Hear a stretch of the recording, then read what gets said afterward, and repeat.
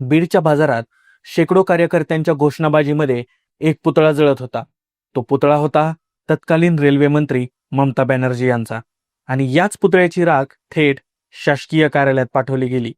हा प्रकार होता बीडचा, आणि या सगळ्याच्या केंद्रस्थानी होतं एक नाव, ते म्हणजे स्वर्गीय अमोल गलधर. अमोल गलधर म्हणजे साध्या शेतकरी कुटुंबातील एक तरुण, पण त्याची ओळख होती ती त्याची जिद्द. लोक म्हणायचे, अमोल भैया आले की मॅटर क्लोज होतो. कॉलेजमधला वाद असो किंवा हॉस्पिटलमधली अडचण असो किंवा गावकुसातले प्रश्न, अमोल भैया आले की लोकांना विश्वास वाटायचा आणि आता प्रश्न सुटणारच, ही एक खात्री असायची. पण त्यांच्या आयुष्याला कलाटणी देणारा एक सगळ्यात मोठा प्रश्न होता, तो म्हणजे बीडची रेल्वे. बीडची रेल्वे हे अनेक दशकापासूनचं एक स्वप्न होतं, पण कधी निधी अभावी तर कधी राजकीय इच्छाशक्तीच्या अभावी हे स्वप्न कागदावरच थांबलेलं. या रेल्वेसाठी सुरुवातीला ज्यांनी पायाभरणी केली त्या म्हणजे स्वर्गीय केशरबाई क्षीरसागर आणि स्वर्गीय गोपीनाथ मुंडे.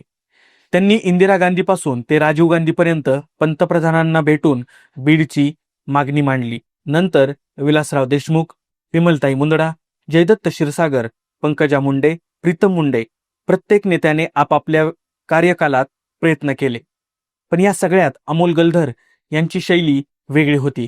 ते थेट संघर्षाच्या रस्त्यावर उतरले होते. लालू प्रसाद यादव असोत किंवा ममता बॅनर्जी, जो रेल्वे मंत्री झाला त्यांची भेट घेऊन बीड रेल्वेची मागणी त्यांनी केली. आंदोलनाची तीव्रता हळूहळू रेल्वेसाठी वाढू लागलेली होती, आणि अचानक एके दिवशी पहाटे काही तरुण मंडळी टावरवर चढल्याची बातमी संपूर्ण शहरात पसरली. कारण ते टावर बीड शहरातील सर्वात उंच टावर. त्या टावरवरून संपूर्ण बीडचा नकाशा दिसत होता. अशा उंच टावरवर चढून अमोल गलधर आणि त्यांच्या सहकाऱ्यांनी शोले स्टाईल आंदोलन केलं, आणि अमोल गलधर हे नाव देशभरात एका रात्रीत झळकलं. त्यांच्या याच धडाडी वृत्तीमुळे त्यांची लोकप्रियता इतकी होती की आंदोलनादरम्यान पोलिसांनी त्यांना अटक केली, आणि बातमी पसरताच संपूर्ण बीड शहर पेटून उठलं होतं. कार्यकर्त्यांनी दगडफेक केली, शहर ठप्प झालं. शेवटी पोलिसांना अमोल गलधर यांना लोकांसमोर आणावं लागलं. तेव्हा कुठे परिस्थिती नियंत्रणात आली. त्यांच्या अशाच आंदोलनामुळे सध्या त्यांचं नाव चर्चेत आलंय. कारण प्रलंबित असलेली बीडची रेल्वे या महिन्यात सुरू होते, आणि रेल्वे स्टेशनला नाव कोणाचं द्यायचं यावरून देखील वाद सुरू आहे. अशा आंदोलनामुळे प्रत्येक वेळी बीडच्या रेल्वेचा मुद्दा हा राष्ट्रीय स्तरावर पोहोचत गेलेला होता.